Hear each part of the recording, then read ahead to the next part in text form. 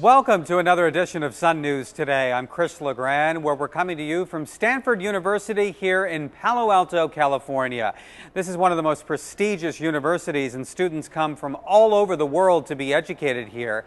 Stanford has more than 20 libraries, and right now the library system is going through a major high-tech transformation.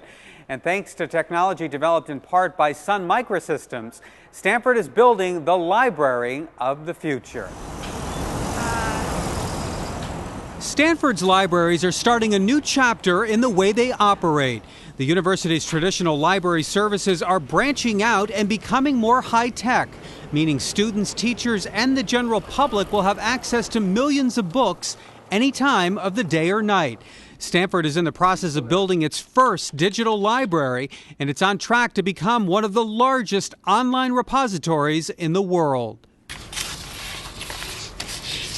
Michael Keller is the Stanford librarian leading the effort to build the university's digital library. He says the face of the traditional library is changing thanks to the rapid development of the internet. We now have to understand the library not just as a physical facility with collections of books and archival papers and manuscripts and so forth, but as well a digital library that's purveyed primarily on the network, that is supplementary to and complementary of the physical library.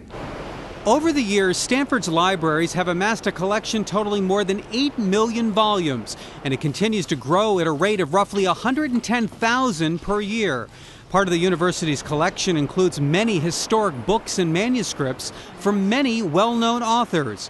The university says preserving these archives is critical for future generations. We are, in effect, cultural custodians of these institutions. Now, as more and more of the literature of our culture is digital, born digital, or delivered in digital form, we have to concern ourselves with the preservation of those digital records of our civilization. Stanford began digitizing books and journals back in the 70s, but a massive digitization process started several years ago when the university teamed up with Google. The search engine company is helping Stanford scan large portions of its library collection. Advanced technology developed by Sun Microsystems is also playing a vital role in building Stanford's library of the future. Sun's hardware is being used to store between 40 and 100 terabytes of information, which is an enormous amount of data. Kevin Roebuck is the business development manager for e-learning and libraries at Sun Microsystems. He's working closely with Stanford on its groundbreaking online repository and says Sun Technology is giving the university a reliable platform for it to succeed. Sun has a long history with Stanford University, and we jointly share a vision, I think, of information technology and access to really human knowledge, no matter where it is on the planet, and getting access to it from any device. So this project at Stanford is helping to actually build, the next generation of digital content and digital delivery mechanisms for teaching and learning. Sun has given us the reliable and consistent platform on top of which we can do the creative and innovative work we need to do to make a digital repository really work and to prove that it works to others around us.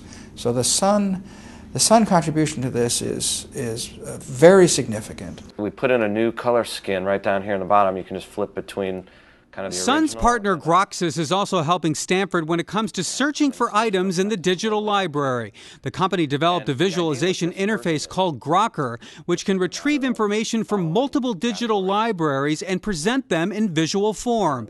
Typical search engines force you to wade through page after page of links, but the Grokr interface presents information in categories. The indexing tool runs on Sun's Java technology, and the CEO of Groxis says it's a powerful educational tool. Being able to bring those all together in a single place and provide a visual search capability to the students, that solves a big problem. That gets them to all of the information in one place and then gives them an interface to actually be able to manage and effectively leverage all of that information for their work. Stanford's Library of the Future is slowly taking shape, and by 2007, the university hopes to have 8 million books online. Michael Keller says he's proud of the work he and his colleagues are doing, changing the thinking around the traditional library and molding the new library of the 21st century. Emerging technologies are making this all possible, and it will have a far-reaching impact on research and learning. We have a single merged operation here. And we therefore reach out to our students and our faculty wherever they happen to be on campus, and indeed wherever they happen to be in the world. So we can end up serving information to them, information they need for their studies, for their research, information they need to communicate among themselves and with their colleagues in their research disciplines in ways that formerly we were unable to do. And that's going to do it for this edition of Sun News Today, where we're coming to you from Stanford University. I'm Chris LaGrand. Thank you for watching, and we'll see you next time for another edition of Sun News Today.